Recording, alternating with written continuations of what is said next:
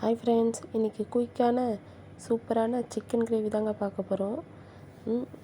அதுக்கு ஒரு 2 வெங்காயத்தை 4ஆக கட் பண்ணி எடுத்துக்கிட்டு அதில் ஒரு ஸ்பூன் மிளகு, ஒரு 1/4 ஸ்பூன் சீரகம் போட்டு, இஞ்சி ஒரு துண்டு, 4 பல் பூண்டு நல்லா மிக்சியில் அரைச்சி எடுத்துக்கலாங்க.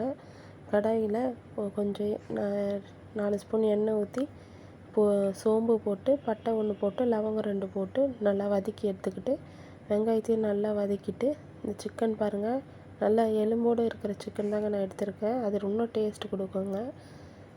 இதை நல்லா போட்டு வதக்கிட்ட பிறகு சிக்கனையும் போட்டு நல்லா வதக்கி எடுத்துகிட்டு, தக்காளி போட்டு கொஞ்சம் உப்பு தூவி நல்லா அதை வதக்கி எடுத்துக்கிட்டு, அடுத்தது மிளகாத்தூள் 2 ஸ்பூன் குழம்பு மிளகாத்தூள் போட்டுக்கிறேங்க.